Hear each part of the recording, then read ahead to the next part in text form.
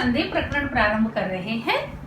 संधि प्रकरण पढ़ने से पहले मैं थोड़ा सा संस्कृत व्याकरण के बारे में जो बातें मैं अनुभव करती हूँ, मैं महसूस करती हूँ, उन बातों को मैं आपसे शेयर करूंगी कि संस्कृत व्याकरण में हमारे संपूर्ण समाज के और दर्शन प्राप्त होते हैं। समाज और दर्शन दोनों प्राप्त होता है। कैसे? मैं छोटे छोटे उदाहरण से आपको बताऊंगी। जैसे हम पढ़ते हैं संधि। संधि किसे कहते हैं? संहिता, परः सन्निकर्ष संहिता, वर्णों की अतिशय सन्निधि को संहिता कहते हैं। यहां हम वर्णों की बात नहीं करके एक बार समाज की बात कर लेते हैं कि जब समाज में भी हम मेल और मिलाप से रहें तो एक सुव्यवस्थित समाज बन जाता है। इसी प्रकार बात आती है समास। समास किसे कहते हैं? सम सनम समास है। संक्षिप्तीकरण को समास कहते हैं। क्या संक्षिप्तीकरण?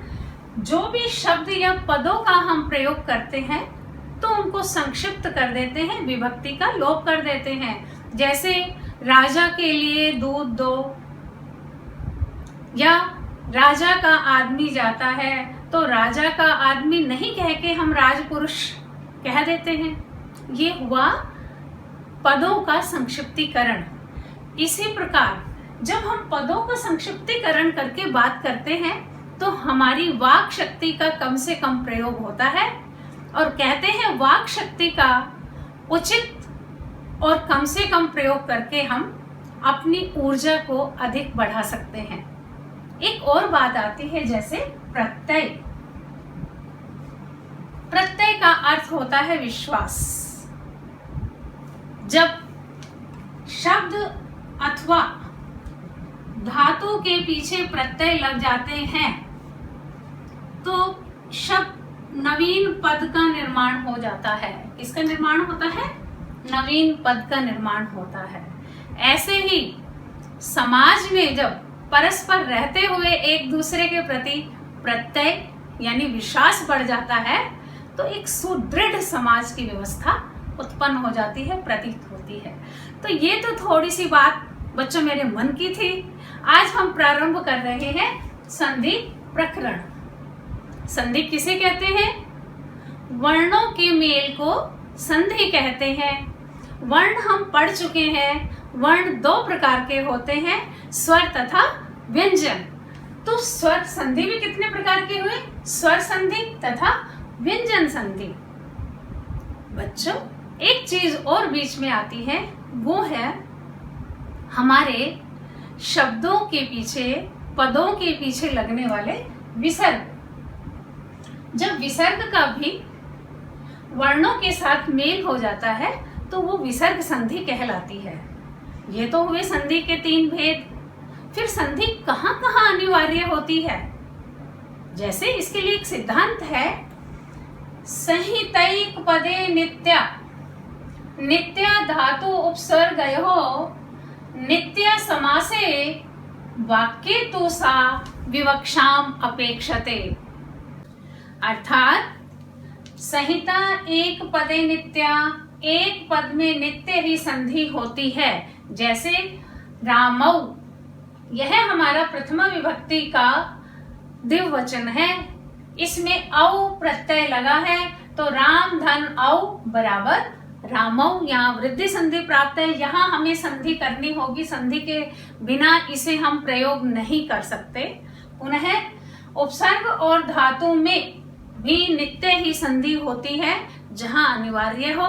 जैसे हमारा है प्र धन एभवत, प्र उपसर्ग है, एभवत हमारा भू धातु लंग लकार का पद है, तो यहाँ क्या बनेगा? दीर्घ संधि हुई, प्राभवत बना। इसी प्रकार नित्य समासे, समास में भी नित्य ही संधि होती है। जैसे हमारा कृष्णैकत्वम, एक पद हमें प्राप्त हुआ, यहाँ षष्ठी तत्पुरुष समास है। कृष्णस्य एकत्वम बराबर कृष्ण एकत्वम, फिर क्या हुआ, कृष्ण धन एकत्वम स्थिति बनानी पड़ी और हमारा पद बना कृष्णैकत्वम। ये वृद्धि संधि हुई। तो 3 स्थानों पर संधि होनी अनिवार्य होती है, जैसे एक पद में धातु और उपसर्ग एक साथ होने पर तथा समास में। परंतु वाक्य में विवक्षाम अपेक्षते, वक्ता की अपेक्षा वक्ता की इच्छा पे निर्भर करता है। जैसे एक वाक्य हमारे पास है, अत्र अयम पुरुषः तिष्ठति, यह भी सही है, और अत्र अयम पुरुषः तिष्ठति, ये संधि क्या हुआ, पद शब्द वाक्य भी सही है। तो ये तो बात हुई संधि कहाँ कहाँ पर होती है। अब हम देखते संधि में कुछ महत्वपूर्ण शब्द या पदों का प्रयोग हो जाता है, जैसे स्थानी। स्थानी किसे कहते हैं, जिस वर्ण के स्थान पर कोई आदेश होता है तो जिस स्थान पर हो रहा है वह स्थानी कहलाता है। तो इसे हम जैसे उदाहरण से समझ लेते हैं, सुधी धन उपास्य है। यहाँ हमारा हम कहते हैं ई के स्थान पर यह आदेश हो जाता है, तो हमारा ई क्या है, ये हमारा स्थानी है, ई के स्थान पर। पुनः नंबर 2 आदेश, जो आदेश होता है वह आदेश कहलाता है। जैसे हम कहते हैं ई के स्थान पर यह आदेश हो जाता है, तो यह हमारा आदेश कहलाया। पुनः परे, परे का अर्थ है वर्ण विशेष के परे रहने पर। जैसे हम कहते हैं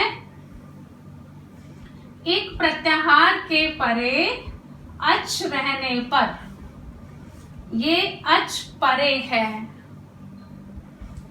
आगे पूर्व वर्ण, संधि में पूर्व वर्ण का अर्थ होता है प्रथम पद का अंतिम वर्ण। जैसे हमारा सुधी धन उपास्य, यहां हमारा ये पूर्व पद है और इसमें अंतिम वर्ण ई है, तो ई हमारा यहाँ क्या कहलाएगा, पूर्व वर्ण। हम कहेंगे पूर्व वर्ण ई के परे उ अच होने पर, तो ये हमारा पूर्व वर्ण है और उ हमारा पर वर्ण है। ठीक है बच्चों, अब आगे आ जाइए। आदेश किस तरह से होते हैं, आदेश ऐसे भी होते हैं जैसे सुधी धन उपास्य, इसमें हमने कहा ई बराबर यह आदेश, ई बराबर यह आदेश, तो ये ई क्या कहलाया, एक आदेश। ठीक है, एक के स्थान पर हुआ। फिर हम कहते हैं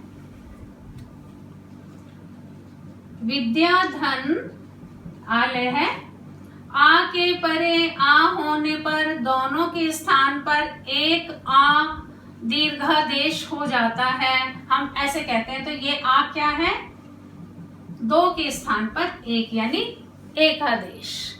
तो इस प्रकार हमें संधि के नियमों को समझना है। इसी प्रकार हमारा आएगा पूर्व रूप आदेश, वो पूर्व रूप संधि कहलाएगी। फिर आएगा पर रूप आदेश, ये हमारी पर रूप संधि कहलाएगी। तो ये सारे हमें याद करना है, समझना है। संधि के लिए ही नहीं, जिनका सर्वत्र संस्कृत व्याकरण में प्रयोग होता है वो है माहेश्वर सूत्र। मैं यहाँ उनका जिक्र इसलिए कर रही हूँ बच्चों, क्योंकि संपूर्ण संधि प्रकरण में माहेश्वर सूत्र का प्रयोग होगा। कभी कभी जिज्ञासा उत्पन्न हो सकती है कि माहेश्वर सूत्र और वर्णमाला में क्या अंतर है, तो हम इतना ही इनके बारे में कह पाएंगे। माहेश्वर सूत्र संपूर्ण संस्कृत व्याकरण की रीढ़ है, आधार है। माहेश्वर सूत्र से बने हुए 42 जो हमारे प्रत्याहार है, व्याकरण की सिद्धियां, व्याकरण में शब्द आदि की प्रक्रियाएं उन्हीं पर निर्भर करती है।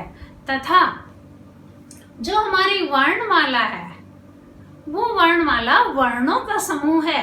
वर्णों का कैसा समूह है वर्णमाला? जो प्रत्याहार, जो हमारे 14 माहेश्वर सूत्र से ही बने हैं, और इनसे हम क्या बनाते हैं? शब्द, पद, वाक्य, महावाक्य। ये क्या कहलाते हैं? महावाक्य, जो प्रबंध, महाकाव्य आदि का निर्माण करते हैं। तो बच्चों, संधि के लिए माहेश्वर सूत्र अनिवार्य है। आप माहेश्वर सूत्र को अच्छे से रटिए, ताकि जहां जहां हम उनका प्रयोग आए हम उन्हें अच्छे से कर लेंगे। अगले ट्यूटोरियल में हम अब हमारी संधि प्रारंभ करेंगे। एक बार पुनः बता देती हूँ, संधि 3 प्रकार की होती है: अच संधि, हल संधि और विसर्ग संधि। आगे हम अच संधि से अपना कार्य प्रारंभ करेंगे।